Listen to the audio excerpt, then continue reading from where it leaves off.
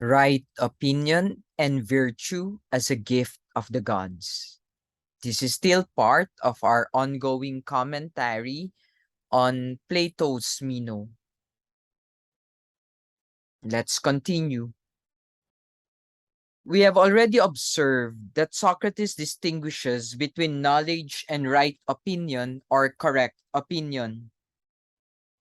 Right opinion is similar to knowledge, but lacking in warrant or justification for the beliefs a person holds.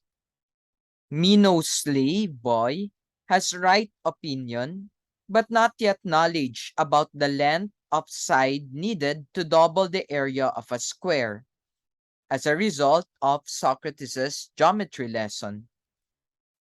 Right opinion, moreover, in many instances, is good enough, even if it does not qualify as knowledge. For many practical applications, it would be sufficient, for example, for Meno's slave to arrive at all the same conclusions about how the area of a square can be doubled in planning a garden or building a box. Socrates, as we now see, draws much the same inference about the adequacy of right opinion in moral and political conduct. In all areas where virtue is required of ethical agents and participants in political events, in the absence of genuine knowledge. Socrates explains in the Meno, Plato's Meno 97b to C.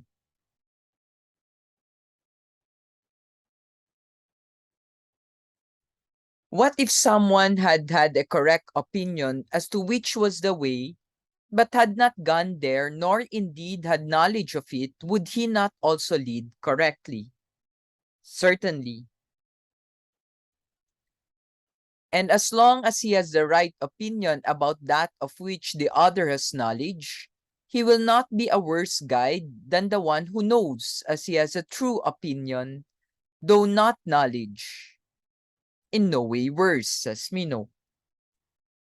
And Socrates replies, so true opinion is in no way a worse guide to correct action than knowledge. It is these that we omitted in our investigation of the nature of virtue when we said that only knowledge can lead to correct action, for true opinion can do so also.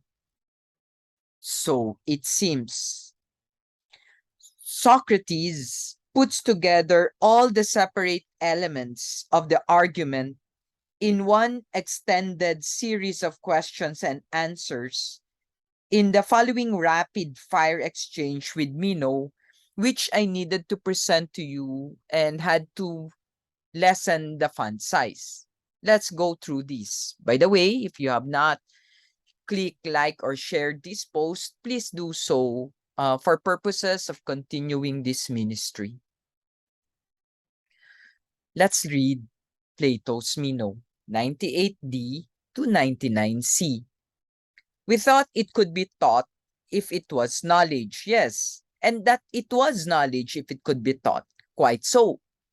And that if there were teachers of it, it could be taught, but if there were not, it was not teachable. That is so, says Meno. And then we agreed that there were no teachers of it. We did. So we agreed that it was neither teachable nor knowledge. Quite so. Then Socrates would say, now, because it cannot be taught, virtue no longer seems to be knowledge. It seems not. So, Socrates then says, so one of the two good and useful things has been excluded. And knowledge is not the guide in public affairs. I do not think that is so, says Meno.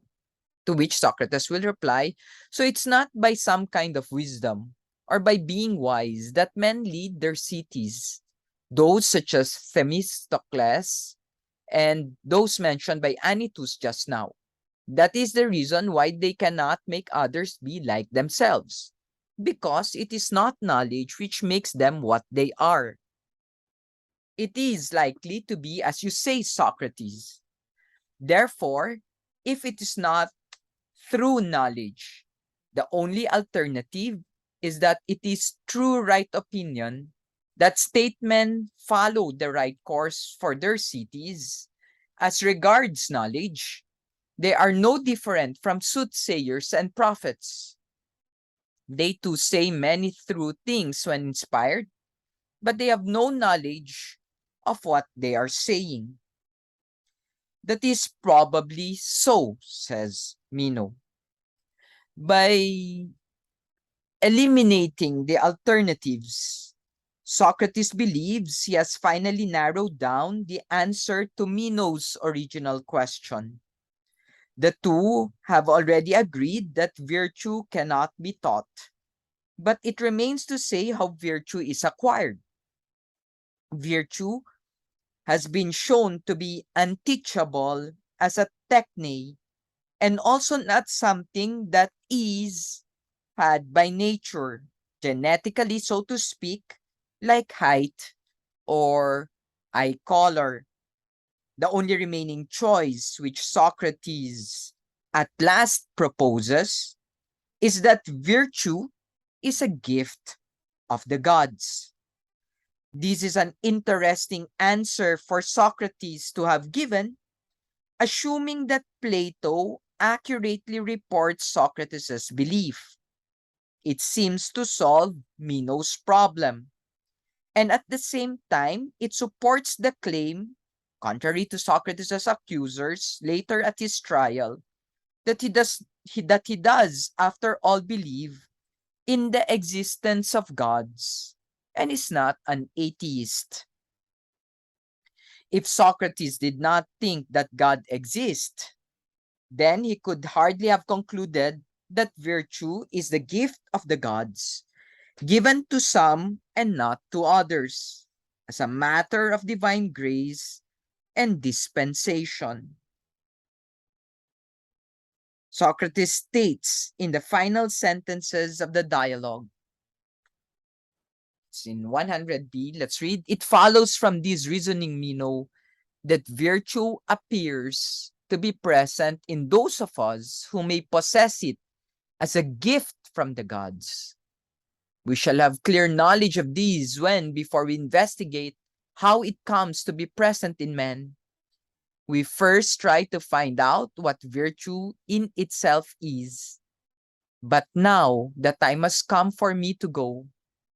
You convince your guest friend Anytus here of these very things which you have yourself been convinced, in order that he may be more amenable if you succeed. Amenable. If you succeed, you will also confer a benefit upon Athenians. It seems then that for Socrates, virtue is not a matter of right opinion, but instead is a gift of the gods.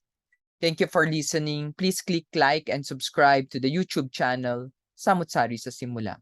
Thank you very much.